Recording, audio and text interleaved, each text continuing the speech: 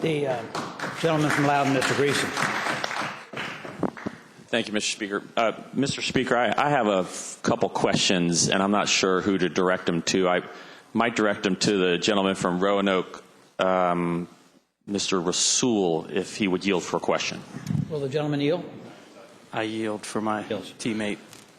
Thank you. I appreciate it. Mr. Speaker, I'd ask the gentleman, and I'm going to do a little bit of a Dave Albo here. This is not my area of expertise, and if I have questions, I guarantee you there's other people here who have questions. And so maybe I could ask the first question. If we were to adopt this amendment and vote on it here in a couple minutes, and I'll be brief so it is just a couple minutes, how would Virginians sign up to get these benefits? Like, how would it work? I think that they've outlined that we would set up a marketplace. The good news is that we currently already have 7 organizations in the state of Virginia that are equipped to handle this type of population. So I believe that it would transition through them. Mr. Speaker, would the gentleman yield for another question? Gentleman yield. Will the gentleman yield? I yield. Gentleman yield. Mr. Speaker, I'd ask the question, if it is set up, would enrollment be mandatory? Would everybody who wanted to qualify in this category from 100% to 138% of poverty, would it be mandatory for them to sign up for the program? Well, we have to be careful because it's not necessarily specifically for 100 to 138% only. So where our threshold is at 40%. So we're really talking about the population between 40% of the federal poverty level all the way up to 138%. So just to be clear, a family of 4, the federal poverty line is about $23,000. 40% of that is around $8,500. So those individuals would then be able to qualify to participate in this exchange potentially. Mr. Speaker, I'll ask the gentleman another question, if I might. The gentleman yield. I yield. Gentleman yields.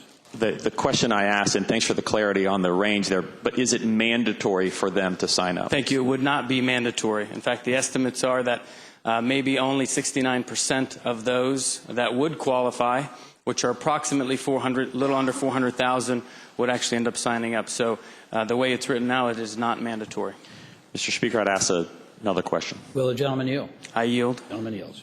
Has CMS ever approved an optional expansion? So if it's not mandatory, have we ever approved something that would allow an optional, so 4 or 5 people sign up or everybody signs up? How does the approval process work if it's not a mandatory enrollment process?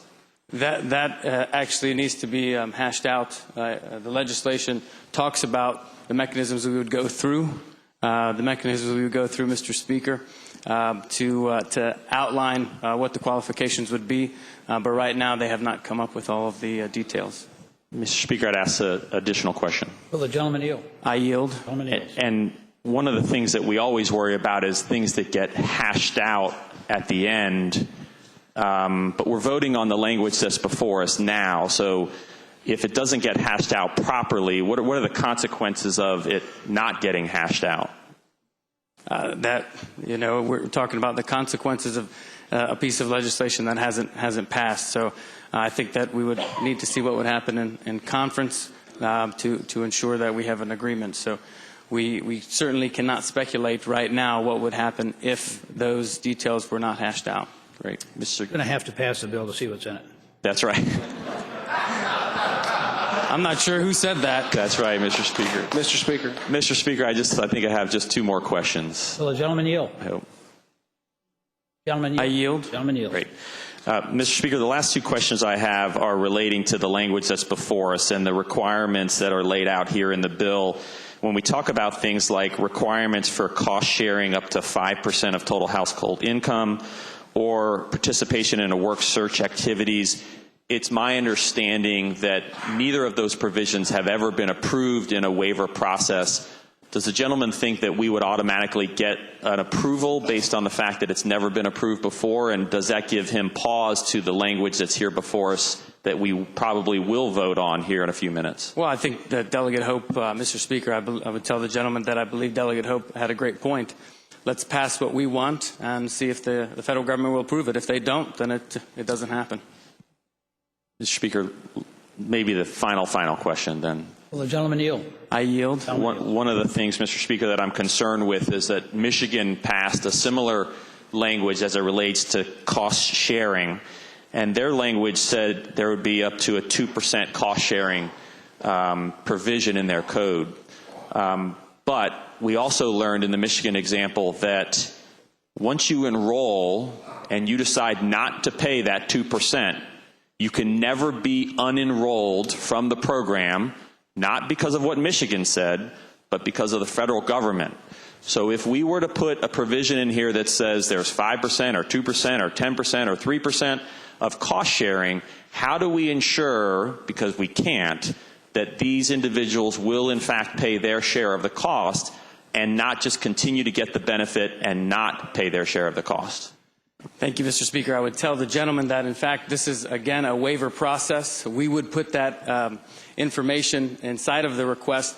I would like to reference, Anthem Key Care 30 specifically talks about copays, which is part of the 5%. So individuals that would like to participate would need to not only meet certain deductibles, but have to pay certain copays to ensure that they do have some personal responsibility.